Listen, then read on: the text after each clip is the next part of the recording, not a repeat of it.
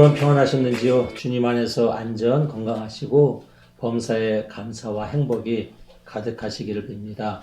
오늘은 출애굽교실 30번째 시간을 시작합니다. 지난 시간에 우리는 10계명 가운데 10번째 계명 탐을 내지 마라 라는 그런 계명을 함께 공부했습니다. 히브리 말로는 로 타흐모드입니다. 탐내지 말아라 하는 것이죠. 어찌 보면 우리 사람은 탐욕적인 존재이지요. 맛있는 음식을 보거나 멋있는 물건을 보거나 또는 어떤 좋은 자리를 보거나 또는 멋진 이성을 보거나 어떤 권력을 보거나 하면 소유하고 싶어 하고는 그런 탐욕이 있죠. 심지어 무슨 우리는 아름다운 꽃을 보아도 뭐라고 얘기합니까? 탐스럽다라는 말을 쓰지요. 우리는 어느 정도 우리 사람은 좀 탐욕의 이런 그 마음이 많이 있는 것 같습니다. 근데 이 십계명은 이 탐내지 말라, 탐심을 아주 엄히 경계하고 있습니다. 십계명의 맨 마지막에 있는 이 10번째 계명은 좀 특별합니다. 어떤 행위를 규제하는 계명이 아니라 마음입니다. 내 마음에 있는 탐심, 탐내는 마음을 규제하는 그런 내용이 십계명입니다. 왜냐하면 무엇을 탐내는 마음이 모든 것의 원인이 되죠. 탐내는 마음에서 거짓이 나오기도 하고 싸움이 일어나기도 하고 또 그 편법, 음행, 도둑질, 불순종 등등이 다 일어납니다. 즉 탐심이 탐내는 마음이 일만하게 뿌리가 된다 하는 것이죠. 그래서 십계명의 10번째 계명인 이 탐내지 말라는 이 계명은 십계명에 있는 모든 첫 번째부터 9번째 계명까지를 잘 지켜낼 수 있는 몸과 마음을 이렇게 잘 단속해 주는 그런 아주 기본이 되는 계명이 10번째 계명이다 하는 것입니다. 우리가 이 탐심에서 벗어나려면 어떻게 해야 할 것인가? 기본적으로 이 사람의 생명은, 사람의 인생의 행복은 소유의 넉넉함에 있지 않다는 것을 우리는 늘 기억하며 살아야 합니다. 외적인 소유가 우리의 인생을 또는 행복을 지켜주지 못합니다. 조금 전에 말씀드렸듯이 탐욕은 일만하게 뿌리일 뿐입니다. 창세기 3장을 보아도 아담과 하와가 하나님의 말씀을 처음으로 어기는 그런 대목이 나오는데 그 하나님에게 불순종하는 하나님께서 따먹지 말라고 한 선악을 알게 하는 열매를 따먹은 그 동기도 뭡니까? 마음의 탐심입니다. 저것을 따먹으면 내가 잘 될 것 같고 이런 마음에서 탐욕의 마음에서 선악과를 따먹게 됐다 하는 것이죠. 탐욕에서 탐심에서 벗어나는 두 번째의 마음은 늘 지족하고 자족하며 감사와 나눔의 삶을 사는 것입니다. 어떻게 하면 우리가 이 족함을 아는 경지에 이르를 수 있을까? 그것은 하느님을 아는 데 있습니다. 여러분, 우리 마음의 항아리는 이 세상의 소유로는 세상을 다 갖다 부어도 우리 마음의 항아리를 채울 수는 없습니다. 우리 마음의 항아리는 오직 하느님, 하늘, 하느님의 말씀, 성령 충만함, 하느님의 은혜가 우리 마음의 항아리를 채워야만 우리 마음의 결핍감이 사라지고 우리는 지족하고 자족하며 감사가 넘칩니다. 그때 우리의 삶은 나눠주는 그런 삶이 된다 하는 것이죠. 그래서 예수께서는 궁극적으로 우리가 이 탐욕에서 탐심에서 벗어나는 이 십계명의 그 10가지의 계명을 지켜낼 수 있는 그리고 십계명의 정신을 실천해낼 수 있는 길로 예수께서는 사랑을 말씀하셨죠. 하나님을 사랑하고 이웃을 널리 사랑할 때에 우리는 이런 십계명의 정신을 실천하며 살 수 있다라고 사랑에 대해서 말씀하셨습니다. 자, 오늘은 출애굽기 20장 18절부터 21장 11절까지의 말씀을 함께 나누도록 하겠습니다. 먼저 출애굽기 20장 18절부터 21절의 말씀을 봉독합니다. 온 백성은 천둥과 번개와 나팔 소리와 산의 자욱한 연기를 멀리서 바라보고 두려워 떨며 모세에게 말하였다. 당신이 우리에게 말해 주시오. 잘 듣겠습니다. 하느님께서 직접 우리에게 말씀하신다면 우리는 죽을 것입니다. 모세가 백성에게 일러주었다. 두려워하지 말아라. 하느님께서는 너희를 시험하시기 위하여 나타나신 것이다. 너희로 하여금 하느님 두려운 줄 알고 실수하는 일이 없도록 하시려는 것이다. 모세가 하느님께서 계시는 먹구름 쪽으로 나아가는 동안 백성은 멀리 서 있었다. 네. 오늘 이 부분은 시내산에서 모세와 이스라엘 백성들이 하느님의 말씀을 십계명을 받는 그런 정경 모습을 설명해 주고 있죠. 여기까지가 십계명의 시내산에서 하느님의 말씀을 받는 십계명 시내산 기사의 마지막 부분입니다. 시내산 위에 하느님이 현현하십니다.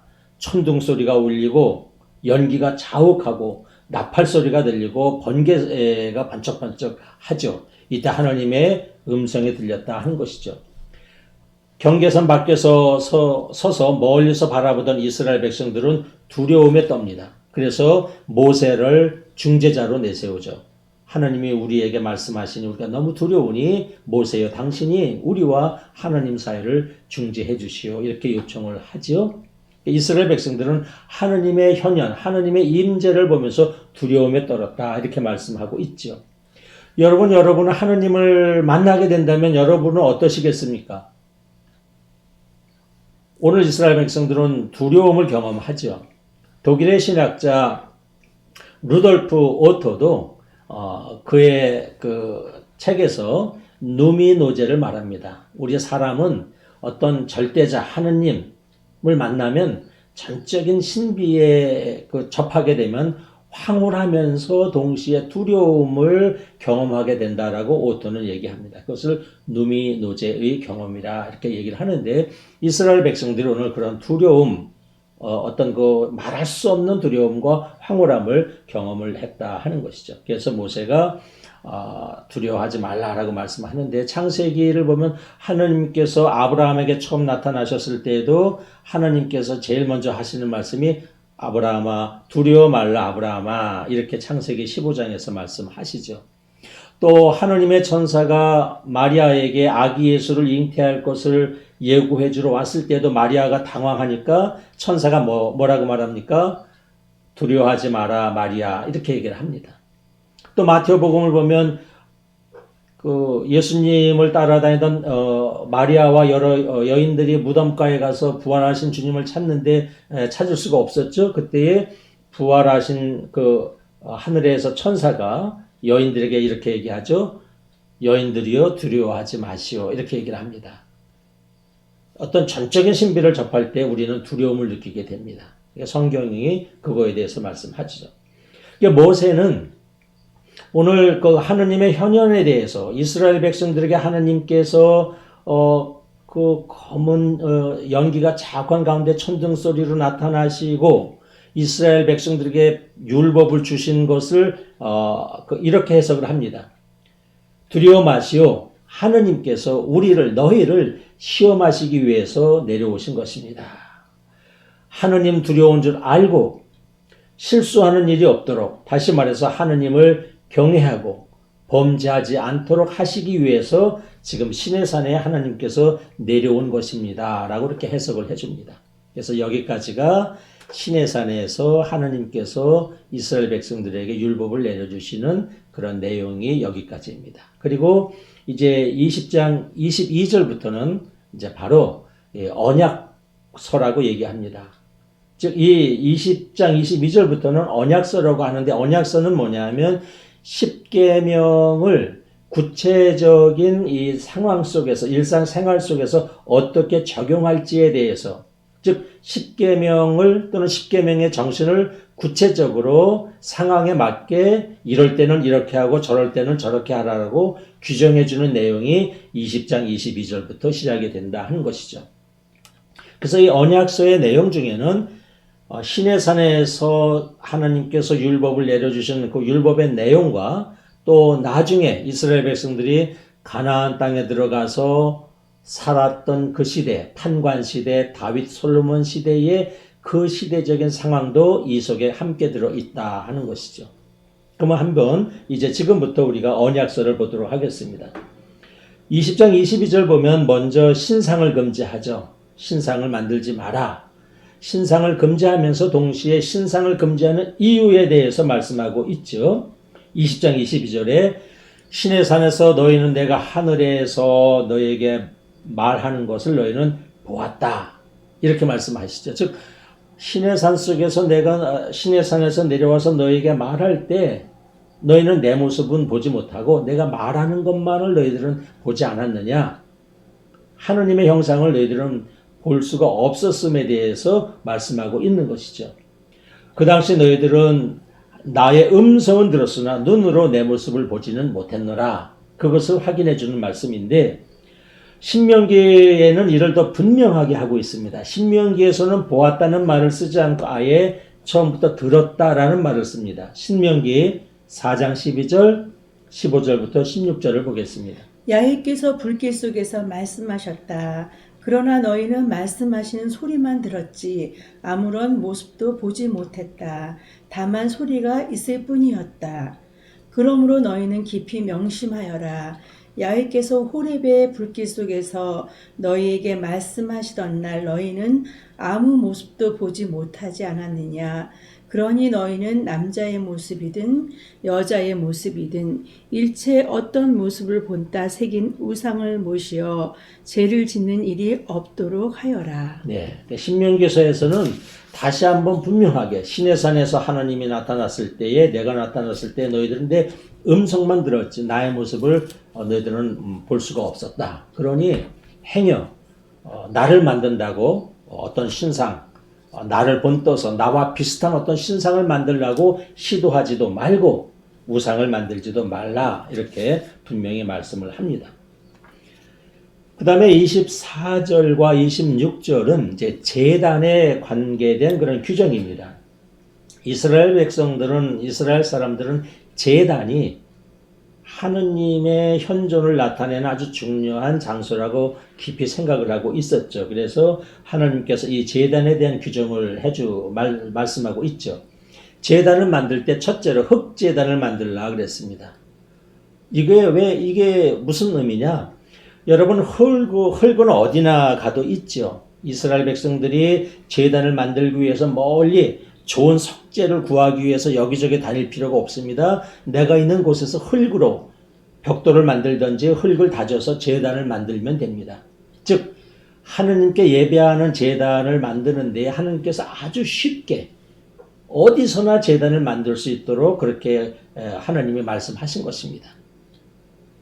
내가 살고 있는 어디서나 어떤 재료로 만들 수 있죠. 흙은 어디에나 있으니까. 그래서 소박한 이런 흙제단, 장소 제한받지 않고 언제나 하나님께 제단을 쌓아서 기도하고 예배할 수 있는 그러한 것을 배려해서 이렇게 말씀하신 것입니다. 그러므로 너희가 살고 있는 곳에 제단을 만들면 되는 것이지 어떤 그 멋있는 근사한 어떤 그 거대하게 만든 제단을 너희가 찾아가기 위해서 가나안 족속들의 다른 이방 족속들이 세워놓은 여기저기 제단을 찾아가지 말라는 뜻도 여기 있습니다. 여기저기 다른 곳으로 제단을 찾아가지 말고 너희가 사는 동네에서 흙으로 제단을 만들 수 있다 하는 것이죠. 거기에 내가 함께 하겠다라고 말씀을 하시죠. 정말 친절하고 정말 배려가 많으신 하느님의 모습을 우리는 알 수 있습니다. 두 번째로 돌제단을 쌓을 경우에도 다듬지 않은 돌을 써라. 그리고 돌에다가 정을 대지 마라. 돌을 정으로 쪼아서 만들지 마라. 이렇게 말씀합니다. 이것은 무슨 말씀일까요? 흙이 아니라 돌로 어떤 곳은 흙보다는 바위들이 많은 곳이 있겠죠, 돌이. 그런 데서는 부득이 돌로 제단을 만들 터인데, 그때에는 자연적인 자연석을 가지고 제단을 만들라는 것이죠. 멋있는 석재, 좋은 석재를 쪼아서 만들지 말라는 것입니다. 이것은 무슨 말씀일까요? 여러분 지금 시내산에 있는 이스라엘 백성들은 바로 몇 달 전까지 어디서 무엇을 하다 온 사람들입니까? 이집트에서 종살이 하면서 평생 신전을 짓다가 온 사람들입니다. 제단을 만들다 온 사람들입니다. 피라미드를 만들다 온 사람들입니다. 즉 평생 돌을 쪼아가면서 석공 또는 흙벽돌을 구워서 어떤 거대한 제단을 건물을 짓던 사람들입니다. 그래서 하나님께서는 나의 제단을 만들기 위해서 너희가 이집트에서 그렇게 고생하면서 너희가 평생 돌을 쪼면서 석공 노릇을 하면서 거대한 신전, 거대한 제단, 거대한 건축물을 지면서 살아왔는데 이제는 그렇게 하지 말라는 것입니다. 나에게 제단을 지을 때 이집트 사람들 같이 그렇게 하지 말고 자연적인 돌을 갖다가 정성껏 쌓아서 제단을 만들라 하는 그런 의미가 있습니다. 그 다음에 또 층계를 밟고 제단에 올라가지 말라 하는 것도 무슨 뜻이냐 하면 층계를 밟고 올라가려면 제단이 작아야 됩니까? 커야 됩니까? 큰 것을 의미하죠. 즉 이 말씀을 뭐냐 하면 나를 위해서 어마어마하게 거대한 그래서 층계를 따라 올라가야만 되는 큰 제단을 만들지 말라는 것입니다. 너희가 이집트에서 거대한 제단을 만들기 위해서 얼마나 너희들이 땀 흘리고 거기서 고생하지 않았느냐? 이제 나를 위해서 거대한 제단을 만들지 말라. 층계를 타고 올라갈 정도의 제단을 만들지 말라. 나는 어떤 건물의 웅장함이나 화려함이나 거대함에 있지 않다는 말씀입니다. 소박하게 제단을 만들라. 그리고 행여 계단을 따라 사제들이 올라가고 내려올 때에 이 알몸, 속이 보일까, 속이 보이는 그런 부끄러운 일이 일어날 수 있으니 조심해라 하죠. 여러분, 우리들은 지금 다 속옷을 입지만 여러분 속옷의 역사가 언제라고 보십니까? 이 복식학자들에 따라서 의견이 굉장히 다양한데 아마 아주 오랜 옛날에는 당연히 오늘날 의미의 속옷이 없었죠. 오늘날 의미의 속옷이 생긴 지는 100~200년밖에 안 됐다고 얘기하는 학자들도 있습니다. 당연히 구약시대 때 대부분의 사람들은 속옷 없이 살았습니다. 아마 우리 조선시대 때도 그랬을 법합니다. 가난한 사람들이 속옷이 어디 있겠습니까? 속옷을 입지 않았으니까 사제들이 층계를 올라가고 멀리 1층 정도 높이 올라가면 밑에서 앉아서 예배드리다 보면 알몸이 다 보입니다. 그래서 출애굽기에 보면 사제들의 옷을 만들 때는 꼭 잠방이를 만들어서 입어라 이렇게 되어 있습니다. 오늘날로 말하면 약간의 반바지 같은 거죠. 그것을 만들어서 입어야 밑에서 올려다봐도 사제들의 알몸이 보이지 않기 때문에 그렇습니다. 그래서 이러한 제단의 규정을 말씀하고 있죠. 자, 이제 21장으로 가겠습니다. 21장은 종살이에 대한 규정을 말씀하고 있죠. 21장에 이제 종에 대한 말씀을 하고 있는데 여러분 지금 시내산 앞에 모여 있는 수많은 이스라엘 백성들 하나님의 백성들의 대부분은 전직 뭐입니까? 다 전직 종들이었습니다. 종들. 이집트에서 다 종살이하다 온 사람들이에요. 그 종살이하다 온 사람들 앞에서 이제 종살이에 대한 규정을 말씀하고 있죠. 여러분 종과 노예의 차이를 혹시 아십니까? 사람들마다 이 규정이 애매하다고 합니다. 그러나 이제 어떤 분들은 종은 고용된 존재, 주인에게 고용된 존재고 자기 소유가 어느 정도 허용이 된다고 합니다. 자기 돈, 어떤 약간의 재산 이런 것들이 허용이 된다고 합니다. 그러니까 주인에게 내가 일한 품삯을 요구할 수 있다고 합니다. 이게 종이고 노예는 전혀 소유권이 없다고 합니다. 종에게 완전히 종속된 사람. 자기 소유라고 할 게 하나도 없습니다. 이게 이제 노예라고 합니다. 우리 영어로는 주로 slave라고 얘기를 하고 우리 한자 말로는 노비라고 합니다. 남자 종은 노요, 여자 종은 비라고 하죠. 그래서 노비 문서 이렇게 하는데 노비 또는 종, slave 이렇게 얘기를 하는데 이 종에 대한 규정을 하고 있죠. 자, 21장 1절과 2절에 보면은 히브리인 사람을 종으로 삼았을 경우, 즉 히브리인 남자를 종으로 삼았을 경우 이렇게 되어 있습니다. 이민족에 대한 것은 아직 규정하지 않고 히브리인, 즉 동족을 종으로 삼았을 경우에는 6년간 종으로 부리고 7년째 될 때는 자유를 주어서 내보내라 이렇게 되어 있습니다. 종에게 자유를 주라는 말이 이제 처음 나옵니다. 어떻게 내보내느냐? 7년 차가 되면 온 그대로 혼자 독신으로 왔으면 독신으로 내보내고 아내와 함께 종으로 왔으면 아내와 함께 내보내고 그때 종은 주로 전쟁을 통해서 종으로 오는 경우도 있고요. 전쟁 포로가 돼서 아니면 가난해서 빚더미에 빚에 쪼들려서 이제 그 자기 몸을 팔아서 종으로 빚을 못 갚아서 종이 되는 경우도 있었습니다. 그래서 이렇게 종이 된 경우를 7년이 되면 내보내고 그 다음에 홀몸으로 왔는데 이 주인집에 와서 결혼을 해서 자녀들을 낳았을 경우 7년 차가 되면 혼자 나가야 됩니다. 왜냐하면 주인집에 와서 얻은 처자들은 주인의 소유이기 때문에 그렇습니다. 그래서 혼자 나가야 되는데 혼자 나가기 싫고 처자들을 사랑해서 같이 살고 싶으면 오늘 여기 있는 대로 주인에게 그렇게 말하면 주인은 그 종을 제단 앞으로 데리고 가서 이 귀를 뚫습니다. 송곳으로 이 귀를 뚫어서 여기다 고리 같은 걸 해주겠죠. 귀를 뚫죠. 그러면 이 종은 뭐냐? 나는 앞으로 평생 당신의 종으로 살겠습니다. 라는 것을 의미합니다. 그런데 신명기 15장에 보면 똑같은 내용인데 약간 다른 그런 내용이 나오죠. 신명기 15장 12절부터 보면 남자종뿐 아니라 여자종도 마찬가지예요. 여자종도 혼자 왔으면 혼자 내보내고 이렇게 여자종도 그렇게 같은 규정으로 되어 있죠. 히브리 말로 남자종은 에베드, 여자종은 아마입니다. 아마도 할 때 아마가 여자종을 의미합니다. 그 다음에 신명기는 종에 대해서 좀 더 우호적입니다. 7년 차에 종을 내보낼 때에는 한미천 두둑히 해서 내보내야 한다. 양도 몇 마리, 기르던 양도 몇 마리 주고 또 곡식도 또 얼만큼 주고 또 포도주도 얼만큼 주어서 한미천 할 수 있도록 그래서 어디 가서 독립적으로 살 수 있도록 그렇게 해서 내보내라라고 신명기는 말씀하고 있죠. 그리고 나가지 않겠다고 하면 처자식 때문에 나가지 않겠다고 하면 남자 종이건 여자 종이건 귀를 뚫어서 데리고 살아야 된다 이렇게 되어 있죠. 그리고 신명기 15장 18절에는 내가 부리던 종에게 자유를 주어 내보내는 것을 언짢게 생각하지 마라. 아깝게 생각하지 마라.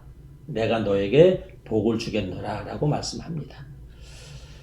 그 다음에 21장 7절에는 이제 여자종에 대해서 말씀하고 있는데 남의 딸을 그러니까 왜 그 집이 어느 집이 가난해서 빚에 쪼들리면 딸을 팝니다.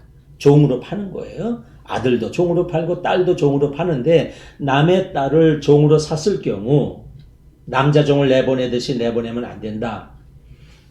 여자 종을 사올 때는 대부분이 데리고 살 마음, 주인이 아내는 아니지만 데리고 살 마음으로 이 여종을 사는 경우가 많습니다. 그럴 경우에 데리고 살려고 사왔는데 여종이 되었는데 내 마음에 들지 않으면 예를 들어서 1,000만 원을 주고 사왔으면 그 다시 1,000만 원과 함께 집으로 돌려보내라 라고 되어 있죠.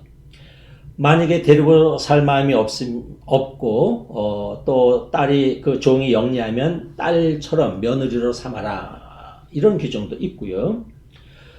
또 이 여종을 내가 사와서 같이 살려고 했는데 마음에 들지 않아요. 뭐 일하는 거나 뭐 성품이 마음에 들지 않다고 할지라도 그래서 다른 여종을 또 사왔습니다. 이럴 경우에도 여기서 규정하고 있는데 그럴 때에도 세 가지 의무를 주인은 지켜야 합니다. 그 마음에 들지 않는 여종일지라도 먹을 것을 대주어야 하고 입을 것을 공급해 주어야 하고 그 다음에 여기 보면은 동거생활, 개역번역에는 동침입니다. 일정한 기간이 되면 늘 그 여인과 가서 잠을 자주어야 합니다. 이것이 남자 주인이 지켜야 할 세 가지 의무입니다. 이 세 가지 의무를 지키지 않으면 그 여종은 언제든지 그 집을 나갈 수 있다라고 이렇게 말씀하고 있죠.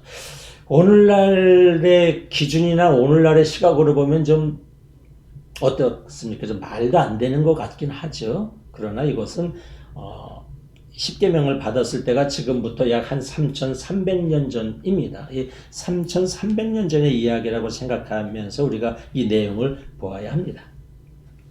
자, 이처럼 언약법은 10계명을 일상생활 속에서 어떻게 구체적으로 실천하면서 살아야 할지에 대한 내용을 이렇게 구체적으로 설명해 주고 있습니다.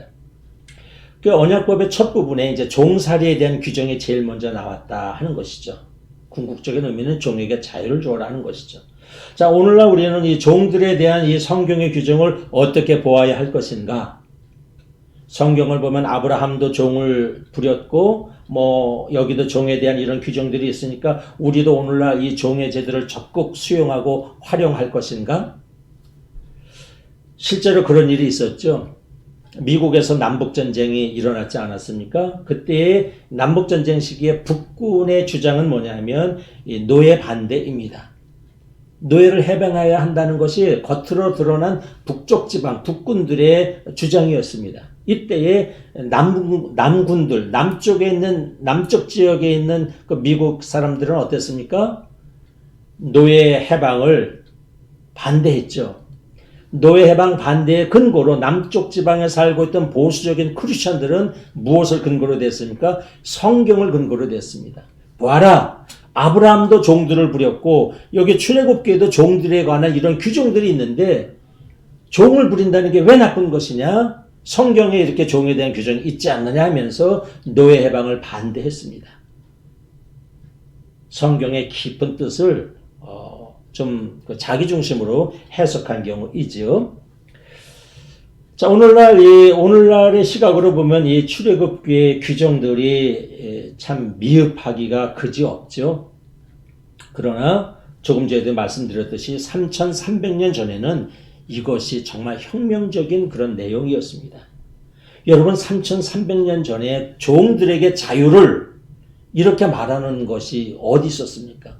거의 없었습니다. 근데 성경은 이것을 말씀하고 있었죠. 그리고 언약집의 맨 처음에 21장 1절에 보면 맨 처음에 종에 대한 규정이 나옵니다. 한국으로 말하면, 오늘날 시각으로 말하면 대한민국 헌법 제1조 제1항에 다른 규정이 들어가지 않고 종들에 대한 규정, 사회적인 약자에 대한 규정이 헌법 제1조 1항에 들어가 있는 의미로 봐야 합니다. 여러분, 우리 대한민국 헌법 또는 각국의 헌법의 제1조 1항에 어디에 사회적인 약자에 대한 규정이 있는 헌법이 이 세상 어디에 있습니까? 그러나 성경을 보면 일종의 헌법 제1조 1항에 종들에 대한 규정, 사회적인 약자에 대한 규정이 있었다 하는 것은 가히 혁명적인 개념이다라고 우리가 받아들여야 할 것입니다. 그래서 신명기를 보면 이 종들에 대해서 적극적으로 이 보호하고 종들의 자유를 주는 내용이 나오는데 신명기 23장 15절에서 16절입니다. 한번 보겠습니다. 주인의 손을 벗어나 너희에게 피신해온 종을 너희는 본 주인에게 내주지 못한다. 어떤 성 안에서든지 너희와 함께 살고 싶다고 하면 어디든지 그가 고르는 곳에서 살게 해 주어야 한다. 예, 아멘. 여러분, 이 말씀이 이것이 3,300년 전에 나온 말씀입니다. 다른 도시에서 주인에게 핍박을 받고 고생을 해서 못 살겠다고 이 도시로 도망온 종이 있으면 그 종을 주인에게 보내지 말고 이 도시에서 살도록 보호해 주라는 것입니다. 오늘날 내놓아도 전혀 손색이 없는 그런 그 약자 보호입니다. 이것이 성경의 정신입니다. 성경은 종에게 자유를 주라고 말씀합니다. 종이 없는 사회를 지향하고 있습니다. 이것이 성경의 정신이다 하는 것입니다. 그래서 신약 성경을 보면 필레몬서에 사도 바울에게 오네시모라는 사람이 오죠. 사도 바울이 그 오네시모랑 지내보니까 참 사람이 똑똑해요. 성실하고 바르고 신앙도 아주 잘 갖춰져 있습니다. 물어보니까 필레몬이라는 주인에게서 도망온 종이었습니다. 그래서 사도께서 그를 잘 설득하고 해서 그를 다시 주인에게 돌려보내고 필레몬에게도 또 다시 편지를 간곡하게 써서 보내죠. 그것이 필레몬서 내용입니다. 필레몬이요, 내가 당신의 종이었던 오네시모를 당신에게 보내는데 이제는 주님 안에서 이를 종으로 삼지 말고 자유인으로 삼고 함께 그리스도의 복음을 전하는 동지로 여기십시오라고 하면서 주인에게 오네시모를 보내는 아름다운 내용이 나옵니다. 여러분, 이것이 성경의 정신입니다. 자, 우리 그리스도인들은 종살이하는 세상을 반대해야 합니다. 하느님은 이스라엘 백성들에게 당신을 소개하실 때 이렇게 소개하셨습니다. 얼마나 이것이 중요하신지 출애굽기 20장 2절을 보면 하느님께서는 당신을 소개하실 때 늘 이렇게 소개하셨습니다. 출애굽기 20장 2절입니다. 너희 하느님은 나 야훼다. 바로 내가 너희를 이집트 땅 종살이하던 집에서 이끌어낸 하느님이다. 네, 하느님은 이스라엘 백성들에게 당신에 대해서 얘기하실 때마다 나는 너희를 이집트의 종살이에서 이끌어낸 하느님이야, 이렇게 얘기를 합니다. 이건 뭐냐? 하느님은 종살이를 원하시지 않습니다. 믿으시기 바랍니다. 하느님은 자유를 주시는 분입니다. 자유하기를 원하시는 분입니다. 그래서 하느님은 나는 너희를 이집트의 종살이에서 이끌어낸 하느님이다 라고 당신을 소개하십니다. 그러므로 우리 크리스찬들은 이 세상을 살면서 종살이에서 벗어나야 하고 종살이에서 벗어나는 세상을 만들어야 합니다. 여러분, 세상에서 영국에서 노예 제도를 없앤, 그래서 세상을 바꾼 자랑스러운 크리스찬을 우리는 알고 있죠. 영국의 성공의 신자인 윌버 폴스입니다. 영국의 양심이라고 불린 윌리엄 윌버 폴스가 바로 노예 해방을 이끌어낸 사람입니다. 그의 일대기가 2008년 영화 어메이징 그레이스로 만들어져서 미국과 한국에서도 인기리에 방영된 적이 있죠. 영국은 400년 전인 약 16세기부터 아프리카에서 노예를 끌어다가 영국에서 노예로 삼고 또 신대륙에 갖다가 파는 노예 무역을 통해서 어마어마한 돈을 벌었습니다. 노예 무역이 일종의 국가 기관 산업이 되었습니다. 영국 국가 재정의 3분의 1이 노예 무역을 통해서 벌어들이는 것이었습니다. 그러나 여러분, 우리가 기록을 통해서 알고 있듯이 노예들이 아프리카에서 영국으로 혹은 아프리카에서 대서양을 건너서 신대륙으로 오는 동안에 그 좁은 배 안에서 수백 명이 비인간적인 대접을 받죠. 비위생적인 환경 속에서 시달리다가 이 몇 달을 거쳐서 대서양을 건너오면 4분의 1이 오는 도중에 죽는다고 합니다. 그 오는 과정에서 비인간적, 비윤리적인 일들은 말할 수 없다고 합니다. 그런데 어느 누구도 이 영국의 노예 무역을 문제 삼을 수가 없었습니다. 왜냐하면 노예 무역을 문제 삼으면 영국의 국가 이익에 반하는 것이기 때문에 그렇습니다. 노예 무역의 문제를 삼으면 영국 사람들에게 매국노 취급을 당했습니다. 정치인들이 노예 무역을 폐지하자고 하는 것은 일종의 정치적인 자살 행위죠. 자기 지역구에서 당연히 선거에서 떨어지는 겁니다. 그런데 1780년 21살의 젊은 나이로 윌리엄 윌버포스가 하원 의원이 됩니다. 그는 영국 성공의 신자였습니다. 신앙이 독실한 자였습니다.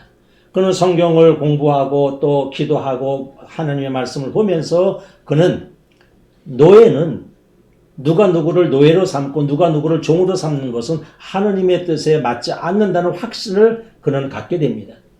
그래서 그는 동료 의원들의 반대 속에서도 끊임없이 노예 무역 폐지의 법안을 계속해서 의회에 올립니다.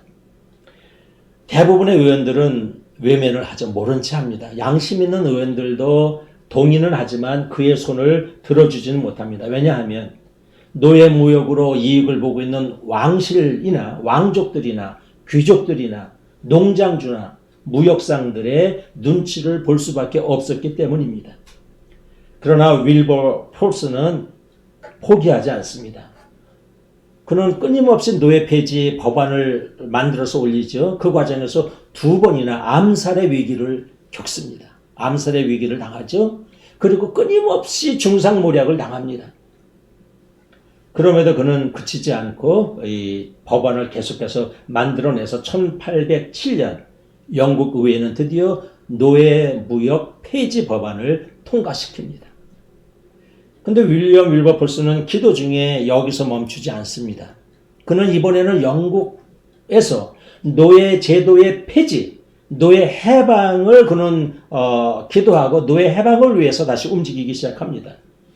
그래서 노예 해방의 법안, 노예 제도 폐지의 법안을 끊임없이 의회에 올려서 1833년 영국 의회는 지금부터 1년 안에 영국에 있는 모든 노예들은 해방해야 한다라는 노예 해방을 선언하게 됩니다. 그런데 이때 이미 윌버포스는 나이가 70대 후반이었습니다. 영국에서 1833년 노예 해방이 선언된 영국 의회에서 노예 제도가 폐지된 그 법안이 통과한 날로부터 3일 뒤에 노예 제도가 폐지됐다는 법안을 듣고 3일 뒤에 윌리엄 윌버포스는 하나님 나라로 갑니다. 이게 윌리엄 윌버포스의 그 생애입니다. 그는 이 성경의 정신을 생활 속에서 종살이 없는 세상을 위해서 일생을 헌신한 사람입니다. 오늘 성경 말씀을 통해서 우리는 또한 나는 또 이 세상에서 내가 종으로 살고 있는지 스스로를 살펴보아야 합니다. 하나님은 말씀하십니다. 내가 너희를 이집트 땅의 종살이에서 해방시킨 분이다라고 말씀을 하십니다. 하나님은 우리가 종살이로 살기를 원치 아니하십니다. 아직도 영적 출애굽을 하지 못하고 아직도 이집트 땅에 살고 계시지는 않습니까? 아직도 영적 이집트 땅에서 돈의 노예로, 정욕의 노예로, 에고의 감옥에 갇혀서 이기주의의 노예로, 탐욕의 노예로, 편견의 노예로, 이데올로기의 노예로 살고 있지는 않습니까? 아직도 죄의 종으로 살고 있지는 않습니까? 우리는 끊임없이 매일같이 말씀을 통해서 나는 종으로 살고 있지 않는지, 사망 권세의 종으로 살고 있지는 않은지 끊임없이 돌아봐야 합니다. 이제 말씀을 마칩니다. 우리는 윌리엄 윌버포스처럼 약 3300년 전 하느님께서 시내산에서 이스라엘 백성에게 주신 10계명의 정신을 오늘에 살려내면서 살아야 합니다.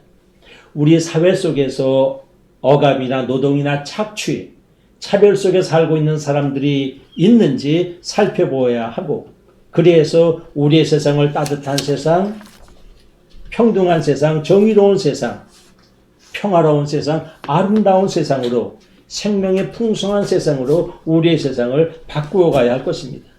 그리고 날마다 우리 스스로를 돌아보아서 우리를 종으로 만드는 것들로부터, 탐욕으로부터, 에고로부터, 죄의 권세로부터, 죽음의 권세로부터 벗어나서 자유인의 삶, 자유한 삶을 살아야 합니다. 자유인, 죄로부터 자유로운 사람, 이것이 하느님이 우리에게 원하시는 것입니다. 종살이하는 세상에서 벗어나 자유하고 자유를 이 세상에 확장시켜 나가는 저와 여러분이 되기를 주의 이름으로 축원합니다. 오늘은 여기까지 하겠습니다. 여러분 감사합니다.